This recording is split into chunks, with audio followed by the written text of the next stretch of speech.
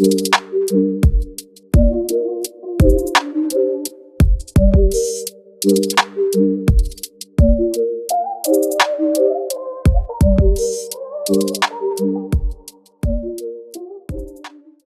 guys, welcome to today's video. If you're new here, my name is Richlab. So I'm going to be testing out two blow drying techniques: the traditional blow dryer with a comb attachment versus the round blow dryer brush. This video is meant to see how both of them work on 4C natural hair.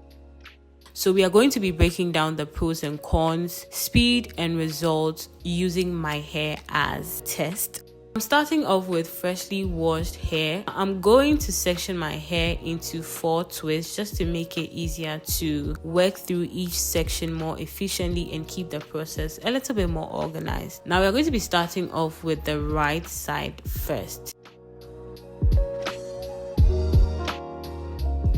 Today I'm using this leave-in conditioner, which I've been using for quite some time. I'm going to leave the details in the description box down below, as I'm doing a voiceover and I currently don't have it with me.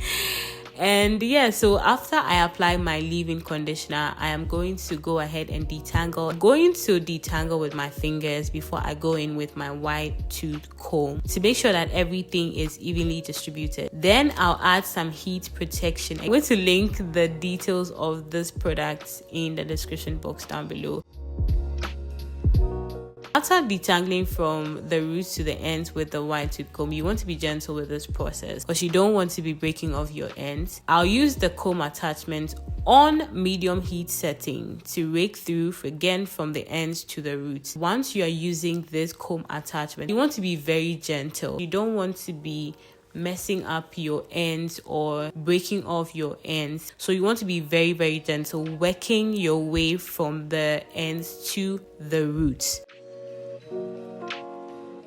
For the pros of the comb attachment, this method was definitely faster. It cuts the blow drying time into 2 compared to the next method, which I'll talk about later. But this method was very fast, and the comb attachment helped me get straight into the roots.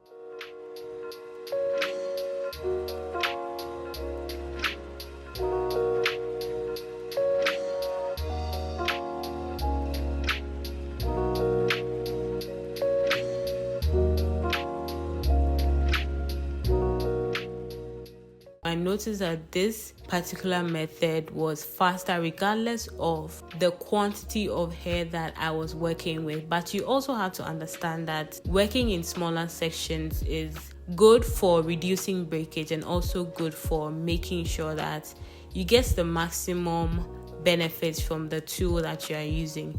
Now for the cons of the comb attachment. One downside I noticed was that my ends felt very, very rough. And honestly, I think it could be because I'm due for a trim and I haven't trimmed in for a long time. But my ends didn't seem to stretch as smoothly as I would like compared to, the middle part of my hair and then the roots of my hair. So I also noticed quite a bit of breakage using this particular method on my ends. Now, like I said, your ends are the weakest part of your hair, and although I was trying to be very careful with the blow drying process, I still noticed a little bit of breakage on the ends of my 4C hair. So it could be due to how I was handling my hair. I'm not a pro at blow drying. I don't normally blow dry my hair, so maybe it was something that I wasn't doing right. But I also think it's something to keep in mind if you have fragile hair or if you have 4C hair and you are thinking of using this particular method.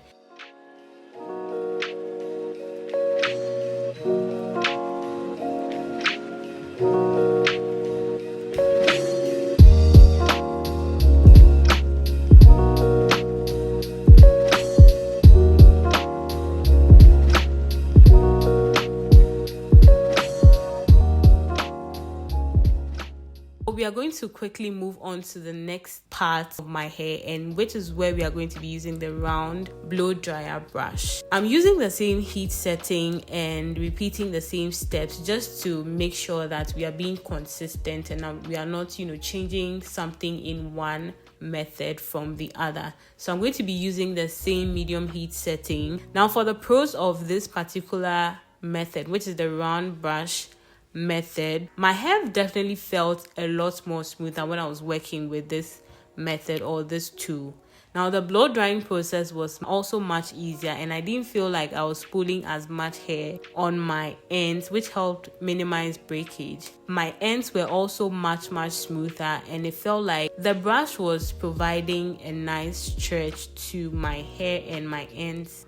But the main challenge I faced was getting into the roots of my hair, and I think it has to do with the bristles on this brush or using this particular method, because compared to the comb attachment, the bristles on the comb, should I say the bristles, the tooth on the comb are much longer, so I guess it makes sense that you are able to get into your roots better compared to this particular method. It was a little bit tricky to get the brush right at the scalp, so I just had to work in much smaller sections at some point to get a really good stretch.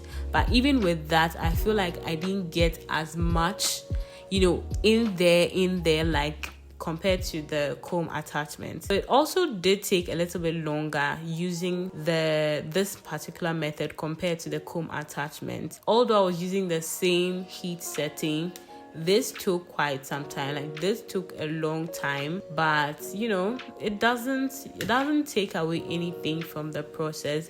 I mean, it did still feel like my hair was smooth. My hair wasn't stripped of everything compared to the comb attachment. So with the comb attachment, my hair felt really dry after blow drying, but with this particular method, my hair felt smooth, felt still moisturized, although I had blow dried, and it still felt like, okay, I still had some moisture in there.